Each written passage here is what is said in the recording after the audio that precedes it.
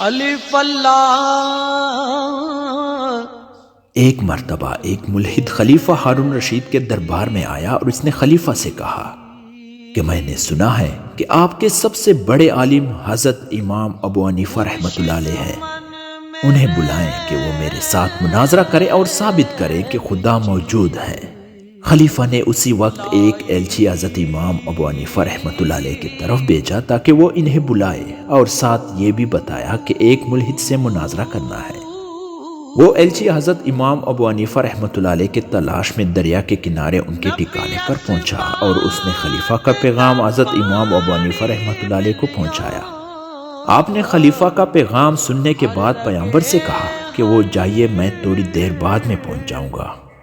ایلچی نے دربار میں پہنچ کر حضرت امام ابو حنیفہ رحمۃ اللہ علیہ کا پیغام خلیفہ تک پہنچایا۔ کافی وقت انتظار کرنے کے بعد بھی حضرت امام ابو حنیفہ رحمۃ اللہ علیہ دربار میں نہ پہنچے تو اس ملحد نے بڑے طمطراق سے کہا کہ دیکھیے خلیفہ محترم، آپ کا بڑے سے بڑا عالم بھی میرا مقابلہ کرنے کے لیے تیار نہیں ہے، کیونکہ وہ جانتا ہے کہ وہ حق پر نہیں ہے۔ خلیفہ نے پھر ایلچی کو بھیجا کہ آپ فوراً دربار پہنچے۔ آپ نے پھر وہی بیان فرمایا۔ جب انتظار کرتے ہوئے کافی دیر ہو گئی، قریب تک کہ پیمانہ انتظار لبریز ہو جاتا، حضرت امام ابو حنیفہ رحمۃ اللہ علیہ دربار میں پہنچ گئے۔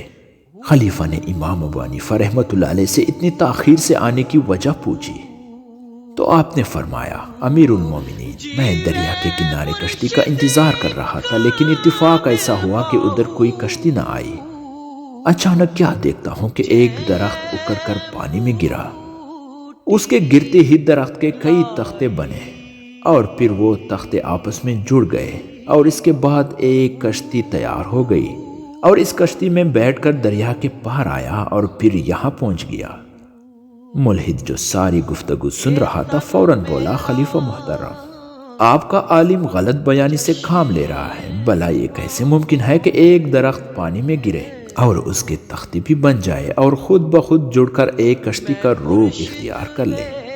حضرت امام ابو حنیفہ رحمۃ اللہ علیہ نے اس پر فرمایا، اگر ایک چھوٹی سی کشتی کسی بنانے والے کے بغیر نہیں بن سکتی تو اتنی بڑی کائنات کس طرح بغیر کسی بنانے والے کے بن سکتی ہے؟ ملحد لاجواب ہو کر تائب ہو گیا۔